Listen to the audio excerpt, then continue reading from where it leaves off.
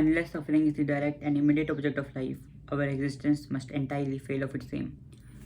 ये कुछ शब्द हैं darkest philosopher of human history जिनका नाम है आर्थर शोपेनहावर।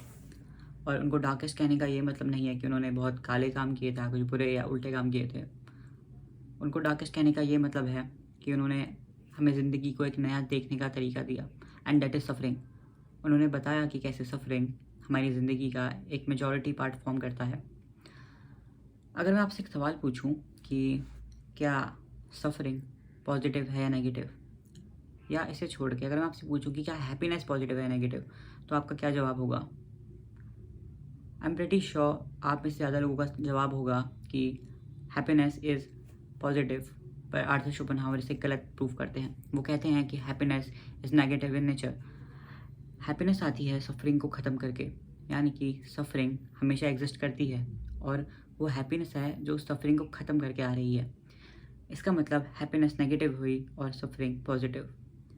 अच्छा, उन्होंने इसी हैप्पीनेस को नाम दिया है पॉजिटिव, नहीं, इसी सफरिंग को पॉजिटिव इविल का नाम दिया है।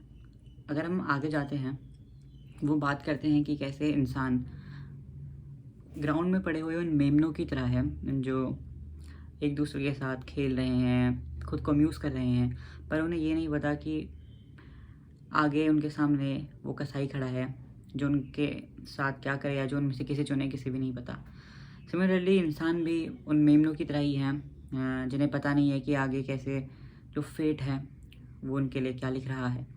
क्या पता आगे जाके वो किस बीमारी का शिकार होंगे, या आगे जाके वो पोवर्टी का शिकार हो जाएं, या किसी और बीमारी या किसी और चीज़ का शिकार हो जाएं। अब ये कुछ बातें उनकी the book studies in pessimism की है, ऐसी बुक है, और उसमें उन्होंने कई सारे ऐसे लिखे हैं, और उनमें से एक ऐसे है the sufferings of the world. उसमें वो ये भी लिखते हैं कि ऐसे सफरिंग ज़रूरी है। वो कहते हैं कि जिस प्रकार से बिना एटमॉस्फेयर के हमारी जो अर्थ है या जो हम हैं, इंसान हैं, वो प्रेशर के कारण फट जाएंगे। सिमिलरली अगर हमें ज़िंदगी में सब कुछ मिलने लग जाए, हमारी सारी विश पूरी हो, तो हम क्या करेंगे? तो हमारे साथ क्या होगा? वो कहते हैं हम लोग पागल हो जाएंगे। अगर सब हमें हाथ में मिलने लगा तो ज़िंदगी या दुनिया उस जगह पहुंच जाएगी जहां हम सोच भी नहीं सकते। हम चारों तरफ लड़ाई करेंगे, चारों तरफ मारा काटी होगी, चारों तरफ रेप्स होंगे, कुछ जितना बुरा सोचा जा सकता है उतना बुरा होगा, और इतना बुरा होगा कि हम खुद को नेचर को ही सौंप देंगे कि जो सफरिंग नेचर हमारे ऊपर डाल रही है वही डाले।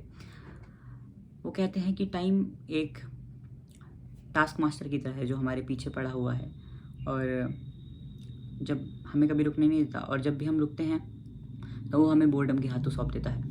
बोर्डम पे वो काफ़ी एम्फेसाइज करते हैं आगे अपनी राइटिंग्स में भी, और उसके बारे में हम आगे जानेंगे।